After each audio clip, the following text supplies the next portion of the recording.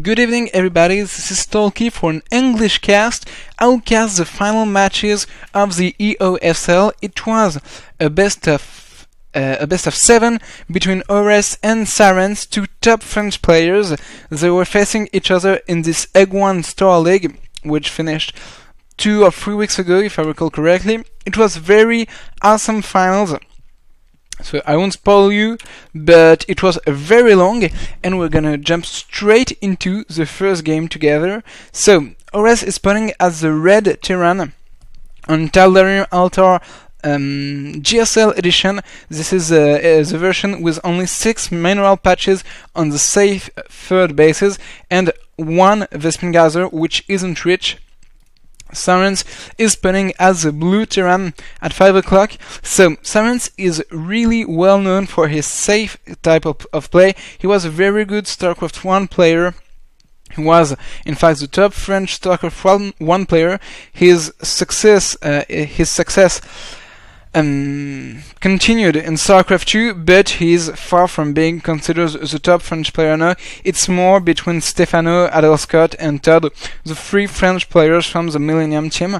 Aures is on the LDLC team, was on the LDLC team when this final was played, but he isn't anymore. He is teamless, I think, right now, and is searching for a new team. And what can I add? Sarens is on Cybernation, is not anymore in the Against All Authority clan. He has left it, as many players have done, QWERTY, Kanzi, Inertio. Even if you see AAA into the tag, it's not because they're part of AAA, it is because of Battle.net 0.2. Those 2 players are opening quite similarly, but Aures is taking a quite early gas, whereas Sarens is banking minerals. His mineral will be quite high. He will be able to throw down a command center quite early, or another racks. So for the moment, Aures has a quickest gas. He will be able to take faster, maybe to a factory and Banshees, whereas Sarens will be more calm and will go in a middle game with less tech than his opponent. So at the moment, very few things happened. Aures is putting down a tech lab, seeing his opening. It certainly is a Reaper build. In TVT, when you put a tech lab this early on a racks, it has to be for a Reaper build or very early Steam packs. I don't know, it's a Reaper, so it's a Reaper, not a very early Steam pack all-in. It would have been very weird for Aures to put it here, very easily scootable. And on his side, Sarens did put a reactor on his racks and is heading for an expansion. So this build is quite it's nearly the safest build in TVT. Early racks, a gas a little bit delayed, a reactor after the 2 first Marines, a command center, and I think a bunker. It's a style used by a lot of players recently. Even though I'm a Zurich player, I try to keep up to date with the latest trends in the other matchups, mainly TVT, PvP, and TVP. And those 2 styles are quite popular recently, the double Reaper opening and the 1 racks expand reactor opening. It really will boil down to the mid-game decisions. And we see Aures not taking, finally. He is staying on racks technology. He won't put a factory early in the game. He is going for very fast Steam packs, whereas Sarens is going for fast factory. And as he has a reactor, he will be able to crank out Hellions if he wants to. And it seems to be the case. So Sarens will play really mineral heavy for his units. For the moment, he hasn't used any gas except for these reactors and this factory for the moment. So Sarens is going for Hellion Marines to start Aures a little push, but Aures is way too late with this. He doesn't have the APM needed to really rake Sarens, and Sarens already has 2 Hellions with Marine support. This is gonna be hard for Aures to do damage. He's 10 foot behind this early in the game. He isn't behind in the SCV count, but Sarens has a much bigger army. He has Hellions giving him map control, and Aures is already far behind in the foot counter without having more.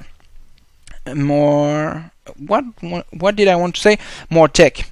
So he will have quite early steam packs and will be able to make a push with 8 Marines, a few Marauders, maybe 9 Marines and a few Marauders, but Sarens will push earlier before he has steams with 8 Marines and 4 Hellions, so Aures really getting the bad end of the stick right here. It will be hard for him to stop. He is putting down a bunker, but it will be too late to stop Sarens' push. Sarens is already ahead. He has a starport and is throwing down a tech lab, maybe to go for cloak bunches, because he hasn't spent any gas at the moment, and he is on 2 gas. Sarens is being very cautious and will go for 4 Hellion drops in the mineral line while pushing at the front. Quite a classic micro trick to be able to open your opponent's guard. The bunker finished in time because Sarens waited so much for this medevac, but now Sarens will be heading for normal bunches, no cloak for Sarens, and drops at the same time. So Sarens really has a very strong mid-game at the moment. He is in his opponent's base without any defense. Let's open the workers kill tab. Sarens already at 3 workers killed, and maybe we'll have a few shots. He has troubles killing the last workers, and he is just at 3 workers killed, but the whole army of Aures moves back to handle those Hellions, and this bunker will fall under the fire of the Marines. The Hellions are doing tremendous amount of damage. 11 workers killed now. The Marines here are destroying or raking Aures' army. The Hellions did a lot of damage to the Marines, and the Banshee is here without any ground support from his opponent.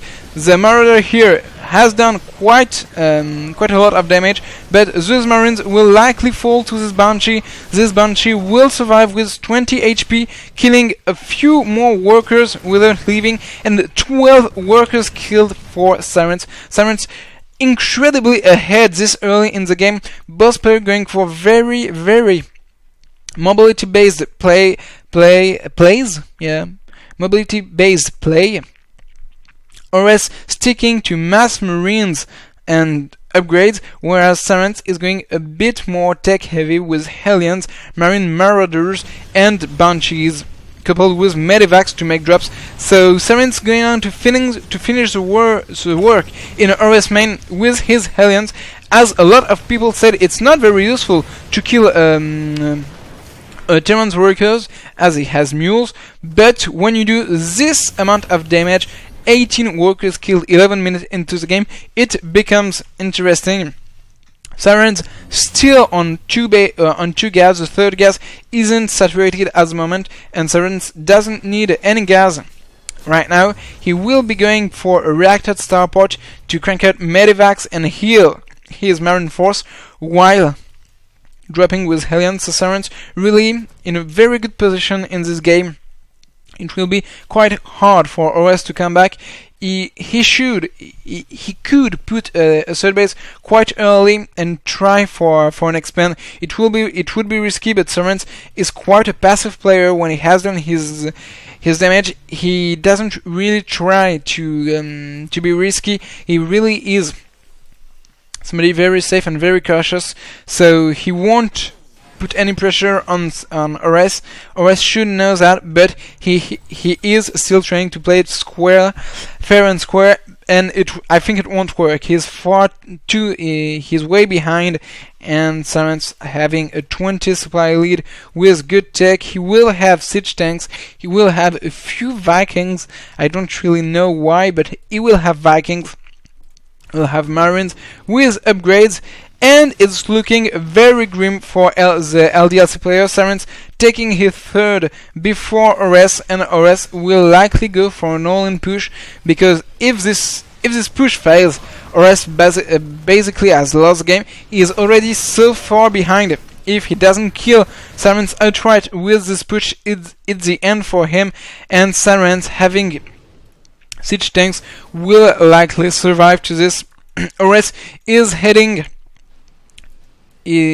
heading towards the natural expansion of Sarens. He has teams for a long time. He has had steam for a long time. He's heading for +2/+2 timing attack with more marines and more marines. He will go really heavy on the marines and is trying to take a third base, so he won't commit to this push. It's even worse because now he is 30 supply behind.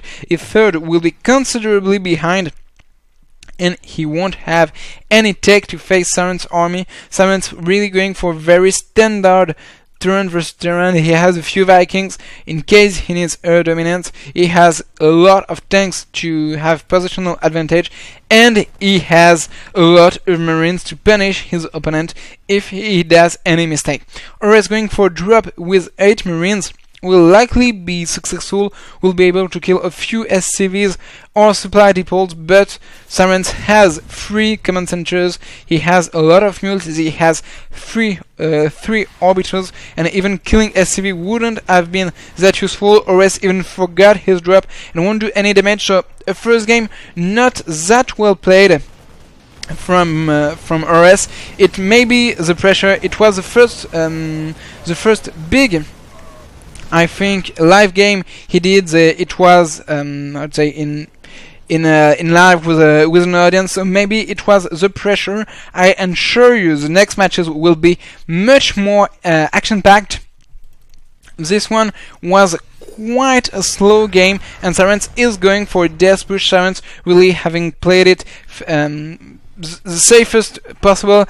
I think he didn't scout for a third base, so as I said, I think the best solution for Aures, knowing Sarens' style, would have been to go for a very fast third base, but it wasn't the case, and Sarens is pushing forward with tanks. 2 tanks blasting very powerful shoots to the marines. Those marines are very, very badly injured. Aures has private medevacs for all of them, but Sarens has even more marines than his opponent, even though he isn't going mass marines.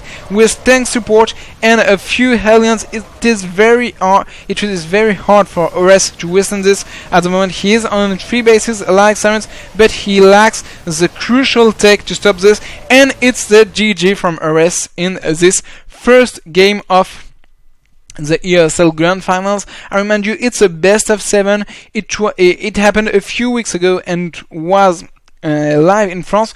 It has a wonderful production value, but I'm just casting from the replays for the English community. I'm sorry, I'm not that awesome as EN1.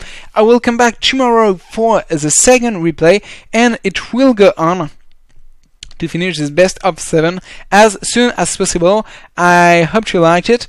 I'm really trying my best to improve my English skills to be able to cast in French and to be able to cast French lands in the future, because French lands lack international coverage. This will be all for this evening, and I hope to see you tomorrow.